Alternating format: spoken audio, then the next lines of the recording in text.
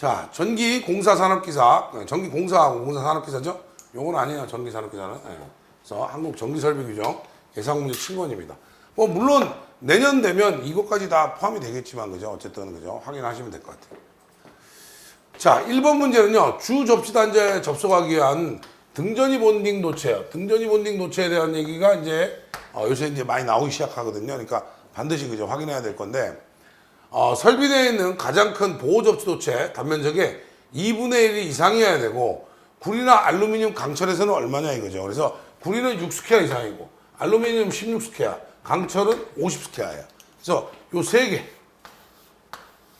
반드시 알아두셔야 됩니다. 이 세 가지 그죠. 이건 뭐 지금까지 그죠. 우리가 올해 KC 나온 것들이 보호 도체, 접지 도체는 다 나왔어요. 남은 게 뭐야? 등전이 본딩 도체다라는 거죠. 그래서 여기에 빠졌던 거 하나 더 체크를 하시라는 거예요. 앞에 1회부터 KC 1회부터 6회까지 있는 내용은 빼고 그 중에 그죠. 빠진 내용 보자 그죠. 자, 두 번째입니다. 외부 필요 시스템은요. 구조물에 입사하는 측내를 포함해서 직경내를 포착하고 내격 전류를 내격점에서 대지로 흘리기 위한 목적으로 적용합니다. 이게 무슨 얘기냐면 이 내용은 여러분들 KEC에 있는 내용인데 KEC에 있는 내용이 원래는 KSC라고 하는데 들어있어요. 이거 그 KSC에 대한 게 지난번 공사기사에 나왔기 때문에 이번에도 이렇게 생각을 하고 확인해야 된다는 거죠. 자, 그래서 수뇌부 시스템 뭐야? 돌침 방식이 있었고요. 수평 도체 방식이 있었고요. 맞아요. 그 다음에 세 번째가 뭐야? 메시 도체였다 이거죠. 그런데 이제 이 애들을 어떻게 배치하느냐는 거예요. 그러니까 요거는 지금 요 내용은 시험에 지난번에도 한번 대비를 해드렸는데 오늘은 이 내용을 여러분들 외웠나 점검도 해볼 겸 뭐가 있냐면 배치 방법 세 가지를 쓰라 그러면 굉장히 많이 틀릴 거예요. 그래서 첫 번째는 뭐야? 보호 각도에 대한 방법이 있고요. 보호 각도. 그 다음에 두 번째는 뭐냐면 회전 구체법이에요. 피레침에다 구를 하나 만들어서 이 영역에서 보호가 되냐. 그다음 세 번째는 뭐냐면 메시법입니다. 그래서 요 세 가지 그죠? 꼭 기억하시고요. 오늘 이 강좌가 끝나고 나면 답을 전부 다 올려드릴 겁니다. 그러니까 지금 필기하느라고 애쓰지 마시고 좀 잘 들으시는 게 좋을 것 같다는 생각이 들어요. 답을 올려드립니다. 제가 안 올려드렸더니 찾느라고 고생했다 그래서 지난번부터 제가 다 올려드리고 있습니다. 지금. 세 번째입니다. 피레 시스템에서의 접지 시스템의 총 접지 저항은 세 가지 요소의 합입니다. 세 가지 요소의 합인데 뭐냐? 이 지금 접지 시스템에 대한 거, 피레 시스템에 대한 게 시험에 지금 공사기사는 매회차 한 문제 이상 나오고 있거든요. 그러면 공사산업기사 마찬가지예요. 그러면 이제 남은 게 뭐냐면 남은 게 얘야. 배치 방법. 그 다음에 얘죠, 얘. 세 가지 요소. 접지 시스템 총 접지 저항을 구하는 방법을 세 가지 요소로 분류해서 설명해라 이거죠. 첫 번째는 뭐냐면 그죠? 접지 도체하고요. 접지 전극, 즉 접지극이죠. 그죠? 접지 전극, 접지극. 얘들이 가지는 자체 저항이에요. 접지 도체나 접지극이 가지는 자체 저항에 따라서 전체 접지 시스템의 값이 달라질 수 있다는 거죠. 저항이. 자, 두 번째는 뭐냐면 접지극하고요. 접지극하고 그죠? 표면하고요. 접지극이에요. 어떤 표면하고 대지 사이에 무슨 저항이에요? 접촉 저항이에요. 저항이 하세요. 접촉 저항이었다. 세 번째는요. 접지극 주위에 그죠? 접지극 주위에 토양이 가지는 땅이죠, 그죠? 토양이 가지는 어떤 전기죠. 이거는 많이 배웠어요. 접지 전극 주위에 토양이 가지는 전기 저항을 알아낸다는 것은 결국 뭐야? 대지 저항률에 의해서 대주 저항률에 의해서 결정이 되는 거야. 우리 대지 저항률을 찾아내는 방법을 배운 적이 있죠. 뭐예요? 위너의 사전극법 이런 거 공부하셨죠, 그죠? 관여도 문제도 다 있는 거고. 그래서 요렇게 세 가지입니다. 그래서 접지 시스템, 피레 시스템에서 볼 때 이런 것들을 꼭 요소를 가져야 된다는 거예요. 그래서 제가 볼 때는 이런 거 나오면 뭐 그냥 거의 빵점에 아까울 거다라고 생각이 들어요. 그래서 요 내용은요 전부 다 KSC 65,000 규정에 있는 얘기입니다. 즉 IEC에 태동이 되어 있는 KEC에 태동이 되어 있는 피레 설비는 KSC 65,000 시리즈 안에 들어있는데 거기에 들어있는 내용이에요. 그래서 반드시 확인하시고 가라고. 네 번째입니다. 피레 시스템 점검 시 확인 사항이에요. 그러니까 여러분들 이거 피레기 점검 사항 맨날 얘기하거든요. 피레기 점검 사항. 그거 말고 피레 시스템, 전체 시스템이라고 하는 것은 피레 시스템 뭐야? 수레부 시스템.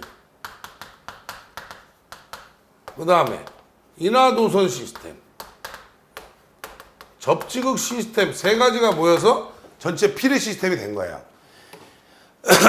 그래서 이거 할 때 확인해야 될 게 뭐냐? 세 가지만 적어냈는데 사실은 KSC 65,000 규정에는 총 4가지가 있어요. 4가지. 그래서 수레부 시스템의 어떤 요소들. 그렇죠? 그 다음에 도치, 연결 부위 이런 데 열화가 되어 있는가. 그렇죠? 또는 부식이 되어 있는가 이거를 확인해 줘야 된다. 이런 얘기고. 두 번째는 뭐냐면 제일 중요한 얘기죠. 접지극이 부식이 올 수가 있죠. 땅에 묻어놓기 때문에. 그러니까 접지극이 부식이 되어 있나 확인해 줘야 된다. 그 다음에 세 번째는 전체 접지 시스템에 전기저항. 좀 전에 했죠. 3번에서. 요거. 그 다음에 네 번째는요. 접속되어 있는 등전이 본딩과의 어떤 등전이 본딩으로 다 묶었단 말이야. 피레 시스템은. 그러면 이거에 어떤 고정되어 있는 상태까지 확인한다는 거예요. 보통은 세 가지 쓰라고 할 거기 때문에 여기까지 정도면 얘기될 거예요. 그래서 꼭 기억하시고요. 요런 내용. 지금 3번하고 4번에 해당하는 내용 정도가 시험 문제 나오면 거의 빵점에 이르지 않겠는가라는 생각이 좀 있습니다. 다섯 번째요. 지금 우리가 공사기사를 마지막으로 하기 때문에 7회차는요. 공사기사에 주안점을 놓는데 공사기사에는 매회 한 문제 이상 나오는 게 피레 시스템하고 KEC가 그 다음에 옥내배선이에요. 그럼 보세요. 옥내배선에 금속관에는 관에 접지 공사를 해야 되는데 접지를 안 해도 되는 경우를 쓰라는 거예요. 그럼 보세요. 사용전압이 일단 400V 이하면 접지를 안 해도 돼. 근데 그냥 안 하는 게 아니고 관의 길이가 그죠? 몇 메타인데 건조한 장소예요. 400V 이하면 몇 메타? 4m가 됩니다. 4m 이하의 건조한 장소에 시설하는 경우나 또는 사용전압이 직류 300 또는 교류 150 이하 관의 길이가 뭐야? 8m예요. 그래서 4m, 8m에 대한 걸 정확하게 아세요. 그러니까 우리가 금속화 공사하니까 주목 여기 봐. 금속화 공사하니까 다 뭐라 그랬어? 전선은 절연 전선이어야 된다. OW 제외. 연선을 써라. 단선은 동선 10스퀘어, 알루미늄 16스퀘어 이하면 된다. 그죠? 관에는 접지를 한다. 콘크리트 매설하면 1.2고 기타는 1.0이다. 이걸 여기서 얘기하면 말이 안 되는 거지. 지금 시험을 내일 모레 봐야 되는데. 그럼 결론은 뭐야? 빠진 거. 체킹을 하시라. 그래서 400V 이하는 8m인데, 4m인데, 예를 들어 150V, 교류 150V나 지금 300V 이하면 8m까지 그죠? 할 수 있다. 기억하시기 바랍니다. 그 다음에 지금 여기는 기출문제예요. 옥내배선 공사인데 합성수지 몰드나 금속 몰드, 금속 덕트의 내용은 다 알고 있어요. 그렇죠? 특히 금속 덕트 시험에 제일 많이 나온 게 뭐야? 조형제면을 붙이면 지점 간에 그죠? 거리가 몇 미터야? 3m인데 사람이 출입할 수 없거나 그죠? 수직으로 붙이는 경우는 6m다 이렇게 얘기를 했습니다. 그래서 확인하시고요. 그러면 이제 1번은 나왔던 거죠. 합성수지 몰드의 경우에는 폭의 깊이가 35mm예요. 35mm. 합성수지 몰드입니다. 그 다음에 두께는 2mm 이상이어야 돼요. 재료에 대한 걸 낼 수 있다는 거죠. 왜? 공사기사는 뭐였으니까? 공사 재료라고 해서 재료에 대한 부분이 있었기 때문이에요. 그런 거를 모르고 하면 안 된다는 얘기를 하는 거야. 기본적으로. 그 다음에 금속 몰드는 황동체나 동체 몰드는 폭이 얼마요? 이거 50이죠. 50mm고요. 두께가 그죠? 0.5mm 이상이어야 돼. 요거 체크 잘 하세요. 그 다음에 이제 요거는 이미 기출 문제고요. 요게 이제 지금 하나 더 제가 추가 드린 거고, 세 번째는 뭐냐면 금속 덕트예요. 덕트. 이게 왜냐면 KC로 바뀌면서 규정이 바뀌었어요. 그래서 낼 수 있다는 거예요, 이제. 자, 그래서 얘들은 얼마냐? 40mm예요. 옛날에는 50mm였단 말이죠. 그러니까 법이 바뀌었다, 규정이 바뀌었어요. 법이 바뀌었고, 그 다음에 얘는 두께가 1.2mm입니다. 제가 봤을 때는 시험 문제가 출제된다는 것은 여기서 출제될 확률이 제일 크다고 보여집니다. 그래서 그런 거 확인을 좀 하시는 게 좋을 것 같아요.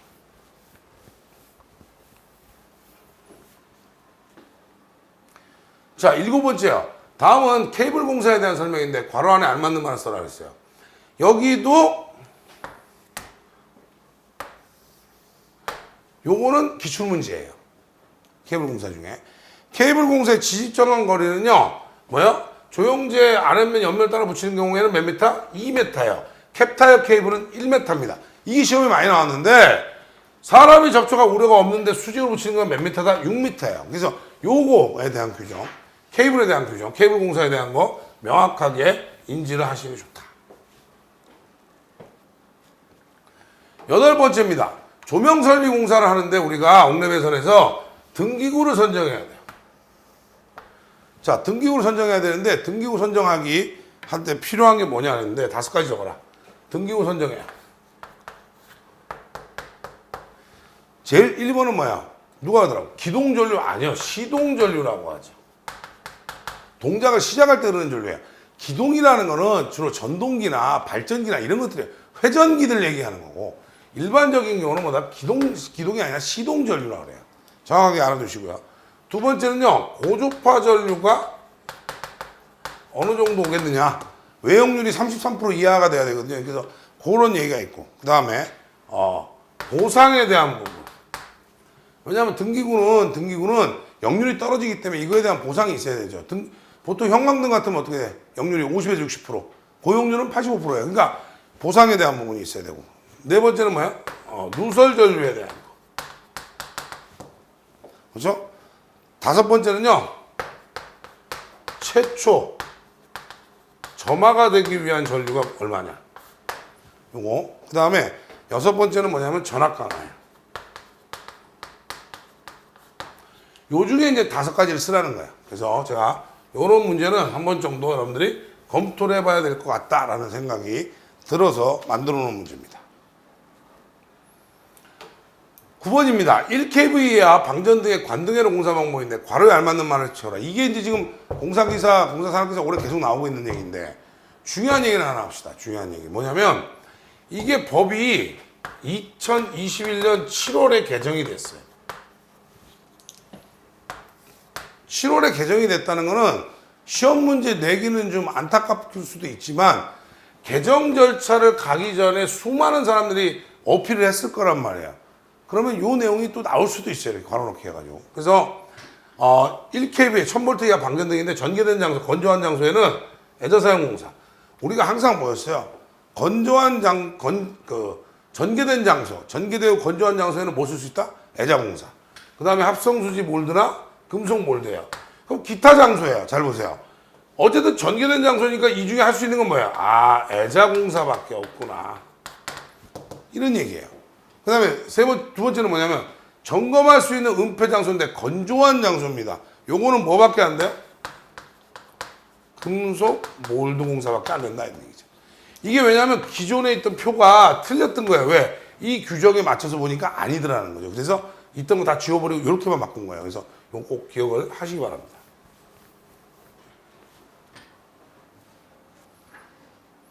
열 번째입니다. 요새 이제 정전에 대한 부분이 많이 얘기되기 때문에요. 비상용 예비전원의 자동전원 공급은 전환 시간에 따라 분류가 되는데 단시간 차단에 대해서 분류를 했어요. 단시간 차단은 뭐였습니까? 0.5초 이내에 자동으로 전원이 공급되는 거예요. 그런데 내가 맨날 뭐라 했냐면 이 자동 전원 공급 얘기를 하면서 비상용 예비 전원 설비예요. 이제 UPS는 여러분들 내봐야 다 맞춘단 말이야. 남은 게 없잖아요. 라인 인터랙티브 방식까지 다 공부했으면 이제 UPS는 낼 게 없어. 남은 게 이거라고요. 자동 전원 공급. 이거는 지난번에도 있었습니다. 1회부터 6회 사이에 들어있어요. 그렇지만 딱 하나만 찍어서 하라는 거예요. 그래서 단시간 차단했는데, 우리 이제 이게 이제 무순단이 있고, 순단이 있고, 그죠? 그 다음에 단시간 차단이 있고. 지금 문제 나와 있는 거죠? 단시간 차단. 그 다음에 보통 차단이 있어요. 그렇죠? 그 다음에 중간 차단이 있고요.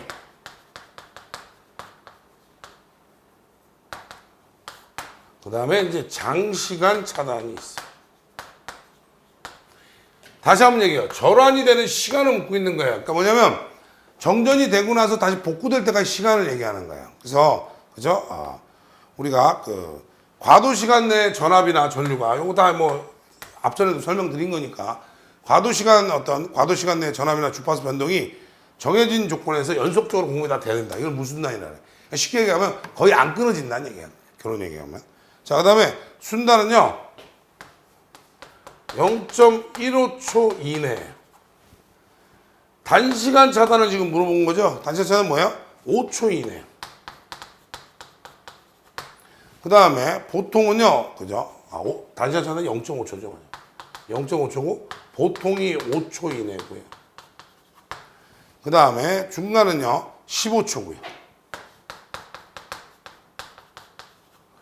이거는 15초 이후에요. 이후에 되는 거예요. 이후에 그죠? 공급이 가능한 거예요. 얘네들이 다 뭐 할 때, 그러니까 단시간 차단처럼 0.5초 이내 이렇게 쓸 수는 없잖아요. 뭘 얘기하냐면 이내 자동으로 전원 공급이 가능한 것을 묻고 있습니다. 그래서 이 내용 반드시 기억을 해두시면 좋죠.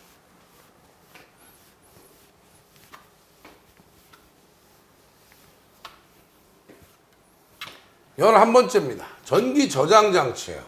우리는 분산형 전원에서 보면 여러 가지가 있었는데, 분산형 전원에서 제가 반드시 그죠 공부를 하고 암기를 해야 된다는 건 지난번에 다 6회까지 할 동안 다 얘기했는데, 두 가지예요. 어떤 상황에서 자동 차단을 할 거냐, 두 번째 계측은 뭘 할 거냐. 이 두 가지는 기본이라 했어요. 하여튼 그러니까 여러분 책 보시면서 KC 보시면서 이거 공부를 해야 돼 무조건. 근데 여기서는 전기 저장 장치, 즉 ESS 같이 이런 곳에 계측한 장치를 시설해야 되는데, 이거를 그죠 축전지의 출력 단자에서 측정을 하는 거예요. 축전지의 출력인 이 단자에서 해야 될 게 뭐야? 전압, 전류, 전력이에요. 그래서 만약에 4개, 이것만 4개 쓰라 그러면, 3개 쓰라 그러면 전압전류 전력 쓰면 되는데, 잘 모르면 우리 다 사실 전압전류 전력 썼잖아요. 근데 문제가 뭐냐면 만약 4개를 쓰라면 뭐야? 이게 제일 중요하죠.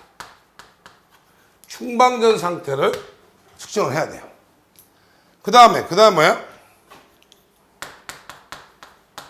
주요 변압기계.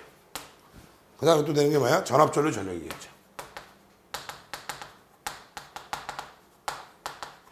이게 이제 중요한 얘기를 하는 게 뭐냐면, ESS라고 하는 것은 에너지 스토리지 시스템, 즉 에너지 저장 장치는 기본적으로 뭘로 있어요? 배터리가 하고요. PC예요. PCS가 뭐야? 파워, 그죠? 파워 체인지죠. 쉽게 얘기하면 전력 변환이에요. 변환에 대한 얘기인데 PCS가. 이러면 여기에 지금 뭐야? PCS 장비가 붙는단 말이에요. 이건 뭐야? 전력 변환 장치예요. 왜 그래요? 얘는 당연히 DC일 테니까 AC로 바꾸는, 즉 뭐야? 인버터가 될 거란 말이죠. 그 상태에서 얘가 나오면 부하로 가기 위해서는 부하에 우리가 공급에 알맞은 전압이나 전류 바꿔야 될 거 아니야. 여기에 변압기가 하나 들어가 있구나. 그럼 변압기 쪽으로 그죠? 주요 변압기의 전압전류 전력 측정을 해야 되는 거죠. 그런 이유입니다. 그래서 정확하게 그죠? 이해를 하고 암기해 두시는 게 좋다.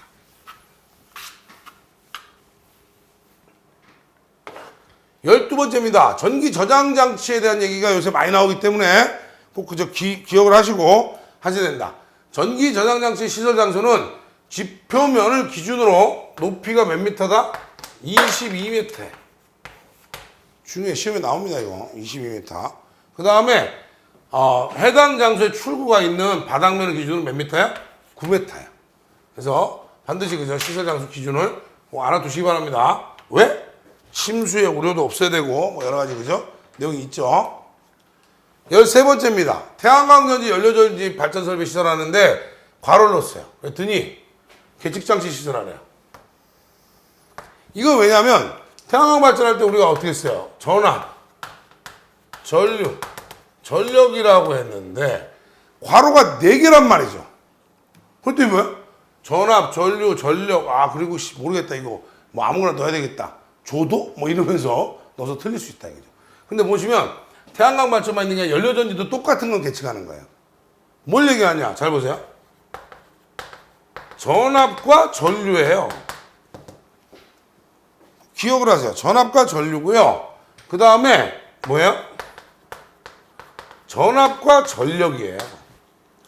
그러니까 전압과 그러니까 우리 전압, 전류, 전력이라고 했지만 정확하게는 전압과 전류과 전압과 전력이에요. 그래서 요렇게 지금 이게 2개 들어갈 거라는 생각은 꿈에도 안 했던 거죠. 만약에 출제자가 진짜 예뻐가지고 이렇게 주면 우리가 다행인데 이렇게 안 주고 지금처럼 1, 2, 3, 4로 줘버리면 당연히 오답 나옵니다. 이거 하나 뭔가 다른 거 써가지고 오답이 분명히 나올 거예요. 그래서 그런 부분을 한 번 더 챙기시라는 겁니다. 자, 여기까지 오늘 제가 이제 지금까지 6회까지 했고요. 7회차에 대한 거는 요 나머지 빠진 부분, 특히 공사기사와 관련된 부분. 제가 뭐 한 건지 생각해 보세요. 첫 번째는 뭐예요? 피레 시스템. 두 번째는 뭡니까? 옥내 배선. 세 번째는 뭐예요? 분산형 전원이에요. KEC는 여기에 집중되어 있습니다. 실제로 실기는. 공사기사는 특히 더하죠.